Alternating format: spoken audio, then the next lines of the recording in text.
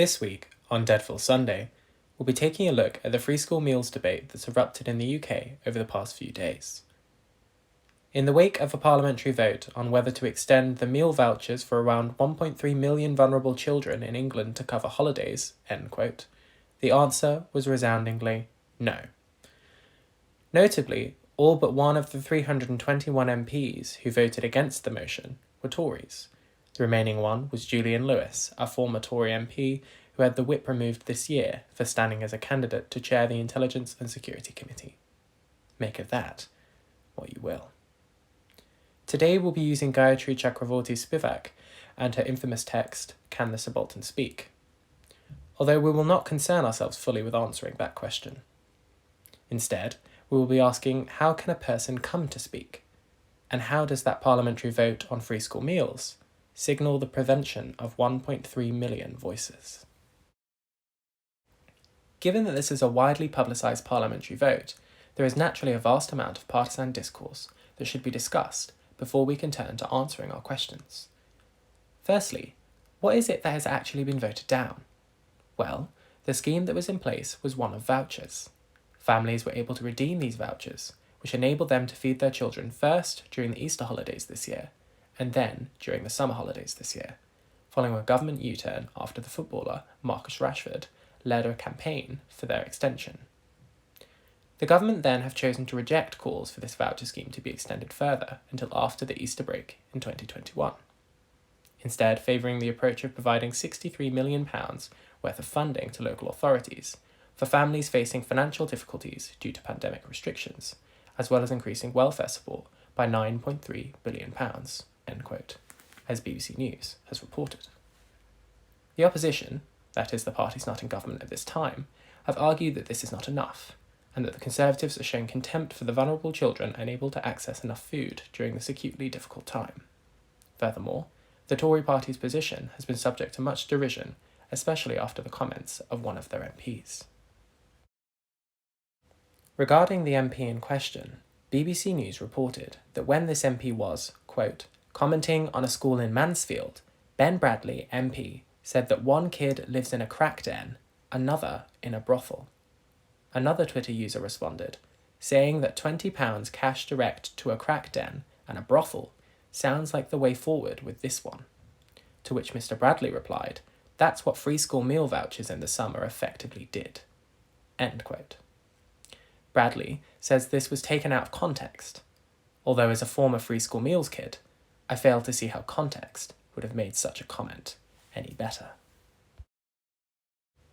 How does all of this fit into Spivak's theory as she presents it in Can the Subaltern Speak? Well, Spivak argues that the subaltern, that is the class of the subject who are oppressed, are unable to speak for themselves and are condemned to be spoken to and spoken for.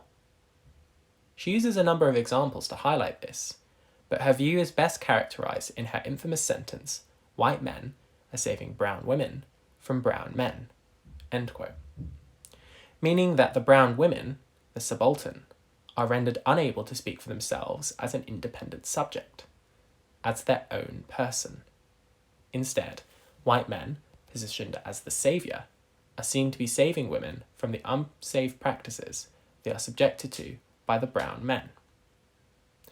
In order to address this, Spivak seeks for the subaltern to reclaim their power to speak.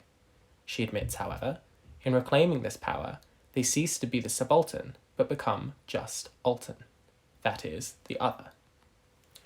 Spivak states that, in seeking to learn to speak to rather than to listen to or speak for, the historically muted subject of the subaltern woman, the post-colonial intellectual systematically unlearns, end quote. Thus, in carving out space for the subaltern turned altern, Spivak proposes this mass unlearning project, whereby the subaltern is unmuted, end quote, and the hegemon do not continue to engage in simply substituting the lost figure of the colonised, end quote. However, I argue that Spivak's unlearning project is not enough, and that simply reformulating the perception of the oppressed subject and providing scope for them to speak for themselves has overlooked a fundamental step in this liberating chain. The capacity to even speak by which I do not mean being granted permission to exist in a space in which one can speak for oneself, is fundamental. By this capacity, I mean the provision of the means to verbalise one's position. To do that, you of course need permission within a discourse, the education to access that discourse, a home, clothes, and resources to access that education, which gives you access to that discourse, in the first place. But before all of this is food. The subject must survive to be able to speak. It's all well and good to provide the intellectual space to reclaim the self, but if the acute physical oppression of poverty is not relieved, then what good is Spivak's project? This is not to say that Spivak has no value at all. I argue quite to the contrary. But intellectual projects like hers must go hand in hand with the more tangible likes of free school meals. Free school meals permit an impoverished child to survive, to be able to go to school, to concentrate in class, to do their homework on a full stomach, to learn how to liberate themselves from their subalternness, rather than learn that there is no escape from an all-encompassing, crushing might of poverty. This marks the end of the 7th episode of DeadPhilSundays. We hope you enjoyed it, and that we'll see you next week.